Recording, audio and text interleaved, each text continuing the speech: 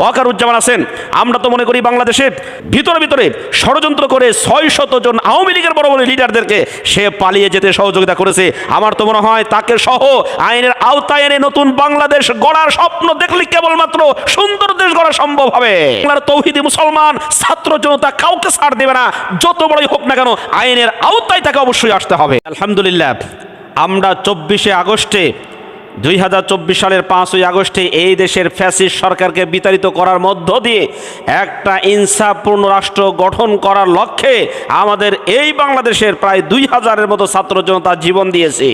সুতরাং সেই দেশে কোনো ব্যক্তি অপরাধ করার পরে পার পেয়ে যাবে, এটা কোনোদিন হতে পারে না। সে সেনাবাহিনীর হোক, পুলিশের হোক, র্যাবের হোক, যাই হোক না কেন এই বাংলার জমিনে তাদের বিচার হতেই হবে, এর বিকল্প কিছুই নয়। সম্মানিত ভাইরা আমার, এই যে বর্তমানে যে ট্রাইব্যুনাল রয়েছে, এই ট্রাইব্যুনাল থেকে 25 জন সেনা কর্মকর্তার বিরুদ্ধে গ্রেপ্তারি পরোয়ানা করা হয়েছে। এর মধ্যে 16 জন সেনা কর্মকর্তা এরা চাকরিরত অবস্থায় আছে, এর মধ্যে 15 জনকে গ্রেপ্তার করেছে, একজন সে পালিয়ে গেছে বিদেশে। আবার প্রিয় ভাইয়েরা, তবে এখানে সেনা সদস্যদের নির্ধারিত কিছু আইন আছে, সেই আইনের প্রতি শ্রদ্ধাশীল।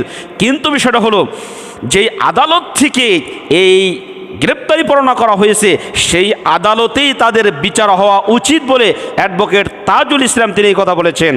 আমাদের বাংলাদেশের যে সেনাপ্রধান ওয়াকারুজ্জামান আছেন, আমরা তো মনে করি বাংলাদেশের ভিতরে ভিতরে ষড়যন্ত্র করে 600 জন আওয়ামী লীগের বড় বড় লিডারদেরকে সে পালিয়ে যেতে সহযোগিতা করেছে।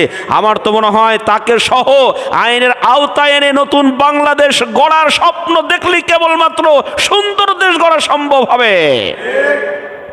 তাছাড়া কখনোই সম্ভব হবে না। হ্যাঁ, অপরাধী যেই হোক না কেন, অপরাধী যত বড়ই হোক না কেন, ইনসাফের দাবি হলো সেই অপরাধীকে আদালতে এসে সোপর্দ করে তার ব্যাপারে যত ব্যবস্থা গ্রহণ করা দরকার তা নিতে হবে। আর আল্লাহ রাব্বুল আলামিন কোরআনুল কারীমে ব্যাপারে বলেছেন, ওয়াইন তুবদু মা ফি আনফুসিকুম আও তুখফুহু ইউহাসিবুকুম বিহিল্লাহ, তোমরা গোপন যা গোপন করো আল্লাহ তা প্রকাশ করে দিবেন, তারও হিসাব নেবেন। তোমাদের অন্তরে যা আছে তার সব কিছু আল্লাহ জানেন, সুতরাং কোনো কিছু গোপন রাখার সুযোগ নয়। ওয়াকারুজ্জামান চেয়েছিল এই সেনা কর্মকর্তাদেরকে সে হেফাজতে রাখবে। বাংলাদেশে একটা নির্বাচিত সরকার আসার পরে তারা এই সেনা সদস্যদেরকে নিয়ে বিদেশে পালিয়ে যাবে, তাহলে সেও বাঁচবে, অন্যান্য সদস্য যারা আছে তারাও বাঁচবে। এইরকম একটা দুর্বিসন্ধি ষড়যন্ত্র করার চেষ্টা করেছিল। কিন্তু মনে রাখতে হবে, অপরাধ যে করে আল্লাহ রাব্বুল আলামিন সাময়িক সুযোগ দেন, ছাড় দেন, কিন্তু কখনো ছেড়ে দেয় না। এখান থেকে আমাদেরকে উপলব্ধি করতে হবে।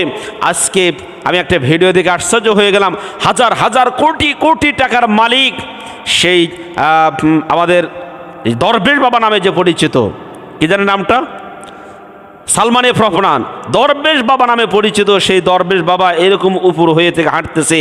হাজার হাজার কোটি টাকার মালিক, ব্যাংকগুলো লুটপাট করার যে মানে ষড়যন্ত্রকারী যে ব্যক্তি ব্যাংকগুলো লুটপাট করেছে, সেই বেচারার আজকের যে পরিণতি, সেই পরিণতি দেখে প্রত্যেকটা মানুষকে শিক্ষা গ্রহণ করতে হবে।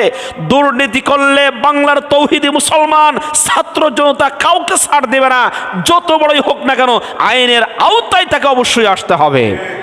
আরেকটি বিষয় হলো এই, আল্লাহ তাআলা ছাড় দেন কিন্তু কখনোই ছেড়ে দেয় না। সুতরাং আগামী দিনে যারা রাজনীতি করছেন তাদেরকে আমরা স্পষ্টভাবে বার্তা দিতে চাই, চাঁদাবাজি, টান্ডারবাজি, রাহাজানি, ছিনতাই, অপরের অধিকার হরণ করার সাথে যারা জড়িত আছেন তাদেরকে আমরা উদাত্ত কণ্ঠে আহ্বান করতে চাই, কথা আপনারা অন্যায় অপকর্ম করে সুন্দর বাংলাদেশে আপনারা টিকতে পারবেন না।